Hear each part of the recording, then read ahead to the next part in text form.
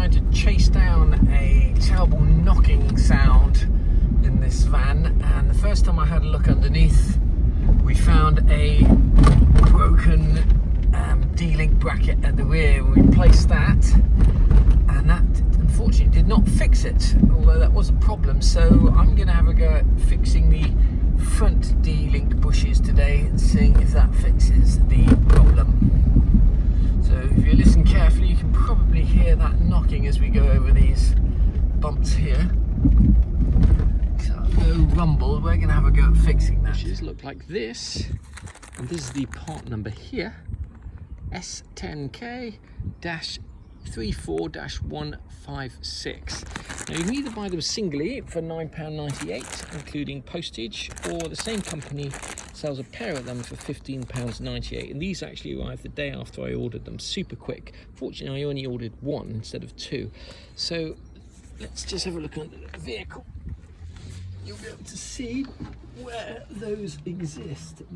That bracket there is the sway bar bracket. The brackets are fine, so I'm going to whiz those two nuts off, which hopefully will actually come off without shearing, and check out the state of the bush behind there. We're not going to jack the van up or anything to do that. We're just going to do it with the van set on the ground. Nuts holding on the D-link brackets are normally rusted solid, so we're going to put a little bit of penetrating oil on to make our life easier, we hope. Nuts are on unbelievably tight, and the easiest way I found to break them is to use a 14mm closed ring spanner.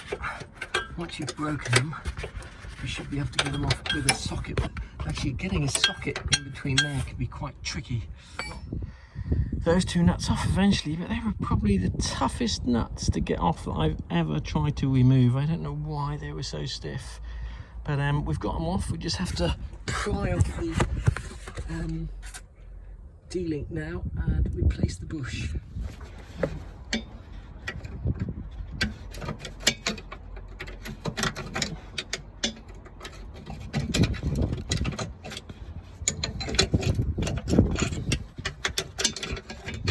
Pretty heavy duty. These don't tend to snap as easy as the rear ones.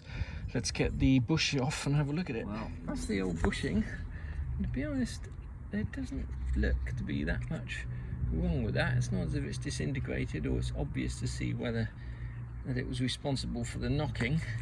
This is the new bushing, fits in there perfectly. So I guess it's just a matter of putting that one on first, seeing if that stops the knocking, and if it doesn't, taking the other one off and changing that.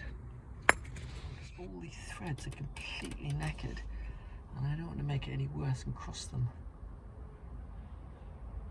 Finally got those two nuts on without stripping the threads, and now let's take this thing for a test drive. We've only changed one of them, but we've got a 50-50 chance that that was the one that was causing the knocking, so let's find out. Okay, moment of truth. Do we still have the knocking?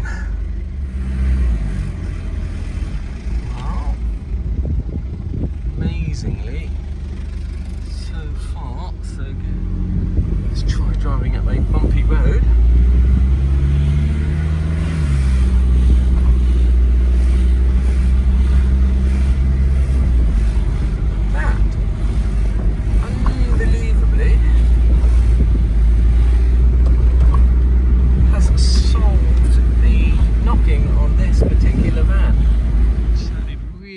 Whilst driving along was just the front D-link bush, just one of them, the one on the right, and you could never know that just by looking at that in situ. Even when you take the thing off, there's no obvious reason why that should be causing a knocking, but by changing that, the knocking's gone. So if you do have a mysterious knocking in your Mazda Bongo van, for £10 or £16 if you buy a set of them, it's worth changing those. The only difficulty about the job is the nuts were incredibly tight. The front and rear D-link bushes on the Mazda Bongo are different. This is the rear one here, and it's much smaller.